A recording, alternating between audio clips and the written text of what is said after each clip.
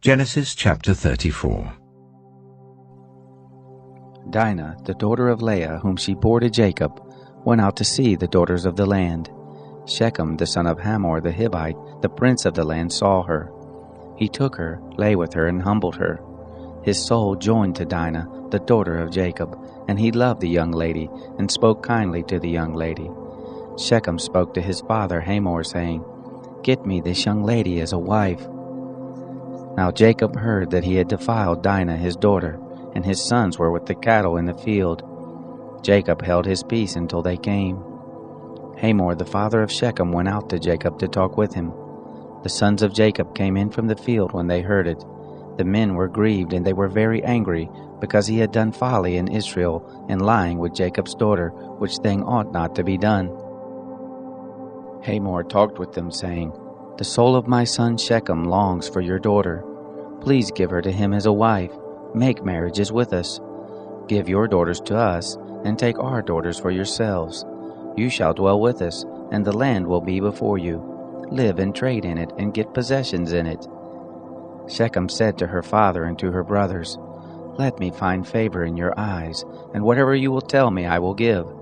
Ask me a great amount for a dowry, and I will give whatever you ask of me, but give me the young lady as a wife."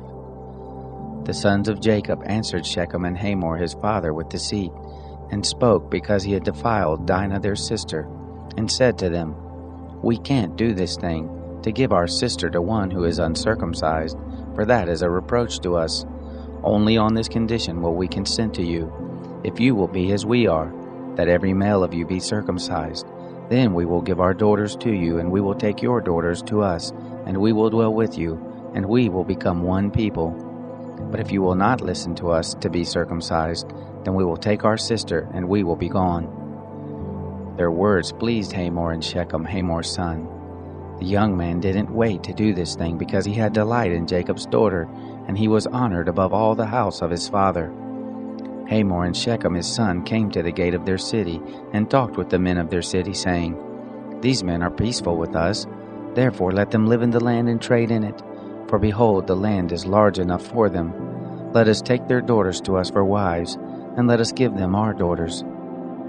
Only on this condition will the men consent to us to dwell with us, to become one people, if every male among us be circumcised as they are circumcised.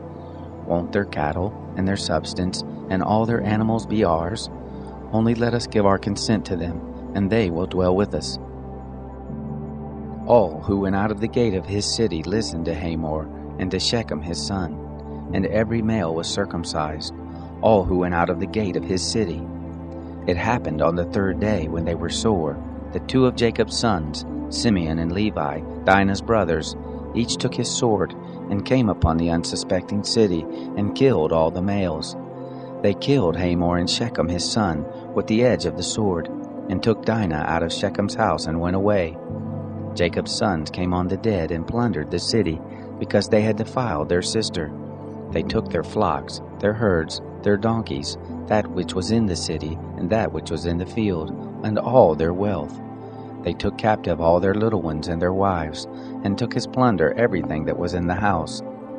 Jacob said to Simeon and Levi, "You have troubled me, to make me odious to the inhabitants of the land, among the Canaanites and the Perizzites. I am few in number. They will gather themselves together against me and strike me, and I will be destroyed, I and my house." They said, "Should he deal with our sister as with a prostitute?"